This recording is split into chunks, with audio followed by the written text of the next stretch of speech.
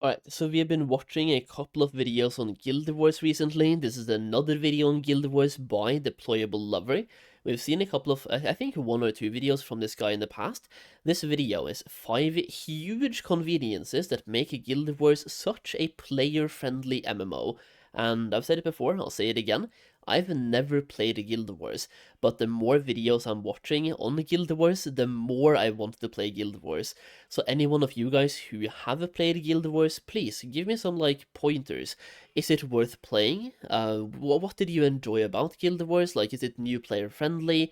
Does it respect your time? Is there any FOMO in Guild Wars, like in WoW for example? If anybody played both WoW and the Guild Wars, give me some pros and cons of both. That would be lovely. Either way, let's check it out.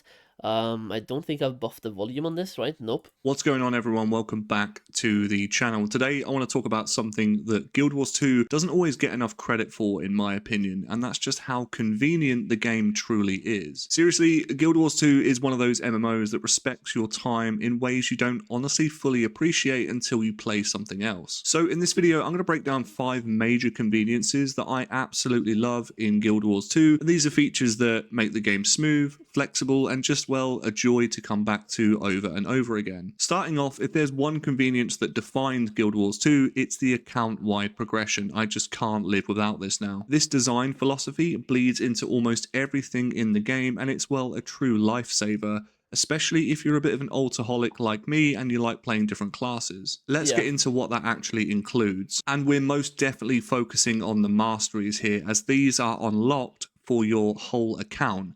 Unlike most MMOs where your character progression resets on every new ult, Guild Wars 2 says, hey, you already did this, we're not going to make you do it again. Once you unlock a mastery track, like for example gliding from Heart of Thorns or some of the mounts from Path of Fire, it becomes available to every character you'll ever make instantly with no grind required. That means your brand new ult you've just made can glide right off the bat.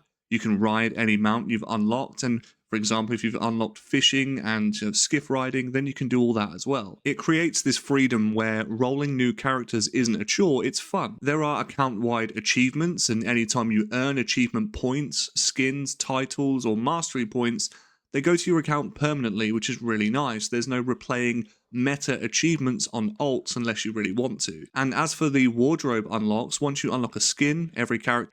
Yo, by the way, those wings right there, man. I'm not even joking when I say I want to play Guild Wars only to have wings like that. I'm not even joking, like that right there, that transmog goes hard. This is such a cool outfit to be using. And I do agree, I think it's cool that they have so many account-wide features. It makes it more, instead of every time you start a new character, you're starting fresh from zero, having things that carries over makes sense. WoW does the same, but only really for mounts and transmogs and such. For fishing, you have to do that over again on a new character. And for most professions or life skills, you have to do all of that over again on a new character, which isn't really the worst thing, but still, especially in Classic, that can add a major barrier to entry, because some of those things takes a lot of time. Has access to it forever. You can essentially reinvent your character's looks endlessly without farming the same piece again and again. Now, as much as map completion is specific to each character, if you do complete it once on one character, it will actually benefit your account in many different ways, most notably the legendary crafting materials you get. Outside of this though, I really like the fact that it feels like every character is part of the same legacy. Everything you do contributes to a permanent sense of progress. It makes even small sessions feel rewarding. You hop in, do a few achievements, get some achievement points, unlock a new skin, and, well, your entire account benefits from that. Guild Wars 2 doesn't waste your time, and that's why I love the account-wide progression so much. Now let's talk about something that Yeah, that right there is such a massive thing for MMORPGs, by the way, because a major reason why people play MMORPGs is to have a game that respects your time and you feel like you're getting something out of it. You see, when a New World announced that they were shutting down, even though they said that they would keep the service up and give you a 6-month heads up if they ever shut them down completely, or if or when, still, 80% of people abandoned ship overnight when they heard the game would eventually shut down, because at that point, Your time is not being respected long term. Yes, you can still play and have fun in the moment, but MMORPGs is like, it's a second world, and you want to make sure that world actually is there in the future, and that you're getting something back for your time. MMORPGs is a massive time investment, it really is. Completely changed the feel of the game when I first played it, and I guess first realized this, and that is the shared mount system. When you unlock a mount in Guild Yo, I know that I'm going to be speaking about the cloak a lot, or those wings, but anybody who's played Guild Wars, if I'm starting from scratch, how long does it take for me to acquire wings like that? Either those exact ones, or any, like, wings-ish, like that. Wars 2, you don't just unlock it for this character. You unlock it for your entire account. Every alt you own, every alt you ever create will have these mounts. So that means if you roll a brand new level 1 character, then absolutely they can hop on that mount you've unlocked, whether it's your Warclaw, your Jackal, Raptor, Skyscale, whatever it is. Because the mount unlocks are account-wide, the freedom you feel on new characters is unmatched. There's no going back to a pre-mount world. It's one of the biggest quality of life features Yeah.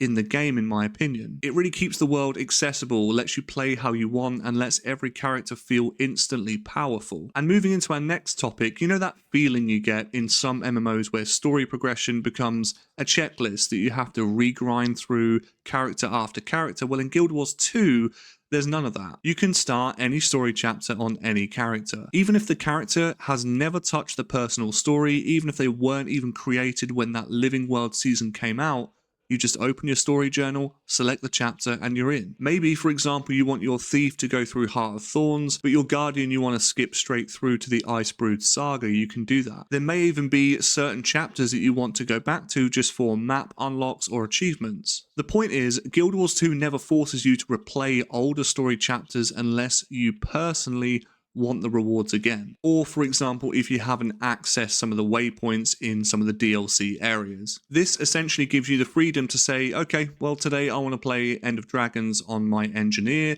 even if your engineer hasn't done Season 2 or Path of Fire. The game doesn't gatekeep your fun. You've really got flexibility to do whatever you want to do. Players who enjoy experimenting with professions, builds, and playstyles will If I understand that correctly, I'm just gonna put this in like somewhat WoW terms, or easily understandable terms.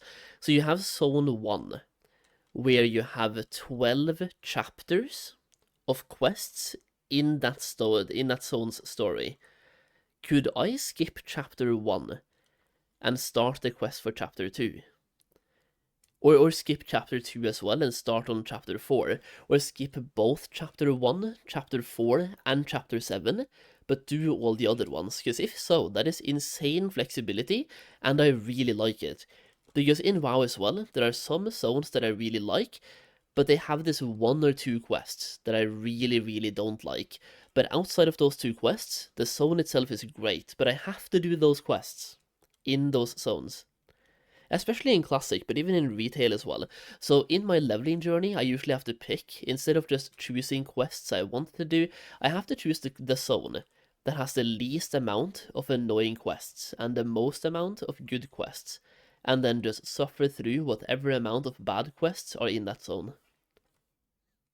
absolutely love this. You never feel punished for switching characters. Now, one of the smartest conveniences ArenaNet ever implemented is making almost all purchases account-wide instead of per character microtransactions. Now, there are a couple of things here that are going to catch you out, most notably if you buy bag slots. Those at the moment are character bound, but for the most part, most things you buy in the game are adapted to your account. Once you buy them for your account, you've got them. These normally come in the form of extra bank storage space, material storage options, build templates, outfits, glider skins, mount skins, the list honestly goes on. Now, microtransactions are never going to feel fair in many ways to a lot of players, but this kind of approach does make the gem store feel a bit more reasonable, because often when you spend your money, you're investing in your whole account and not just one character. I often feel like I don't hesitate to buy a mount skin, for example, because I know every character will benefit from that, and I certainly won't hesitate to buy outfits because, well, every character definitely benefits from that. ArenaNet designed the store around long-term value instead of just nickel and diming alts and players all the time, and that philosophy definitely permeates the entire game. Last but absolutely not least, Guild Wars 2 shares almost all currencies across your account. This is huge, really massive. It eliminates one of the most annoying MMO inconveniences, managing currency across 10 plus characters. Your wallet, for the most part, is universal. Your gold, shared. Karma, shared. Spirit shards, you get the point here, it's all shared. If you play an alt for a while and earn 100,000 karma, it's available the moment you switch back to your main. There's no mailing items, no transferring, no juggling. This encourages flexible gameplay. You want to complete the map on your ranger and then buy recipes on your warrior, no problem. Maybe you want to farm some leather or other materials on your thief, but use it on your necromancer. That's easy to do, no problem. You're never stuck thinking that the character who has all of your currency is just in the wrong place. Everything you earn is usable by everyone on your account. And since the materials go into an account-wide material storage, you can farm on one character, you can craft on another, and swap between them whenever you want. It turns the entire roster of characters into one shared ecosystem rather than a bunch of isolated inventories. Guild Wars 2 is a game that quietly but brilliantly respects your time. All of these conveniences add up to something powerful, a game where you can jump in, play how you want, and feel like everything you do matters. So to recap, the 5 major conveniences I love in Guild Wars 2 are number 1, account-wide progression, number 2, shared mounts, most definitely, number 3, story freedom across all characters, number 4, account-wide purchases, and lastly, shared currency. And honestly, these are just the highlights. I've probably missed loads of features in the game, as the game is just packed with quality of life features that make it one of the most player-friendly MMOs out there. If you enjoyed this video, please do feel free to leave a like, rating, subscribe if you are new here for more Guild Wars 2 stuff, and I'll see you in the next video. That was a good video, by the way. Once again, the more videos I see on Guild Wars, the more I just want to play some Guild Wars, man. I really do. It sounds so cool, the transmogs are cool, the wings are cool, the mounts though, insane, and the fact that it respects your time, and the cash shop as well. The only thing I didn't like hearing about there was the fact that they sell bag space, looks like, apparently, maybe, and I don't like that if they sell unless the bag space they sell is also some bag space you can acquire in the game for free. But if they're selling more bag space in the cash shop than you can acquire in the game otherwise, I don't like that. But I'm not going to judge because I haven't played yet and I don't know for sure. But the game itself looks really fun to play, and I'm probably going to play it at some point, by the way. Yeah, good video though.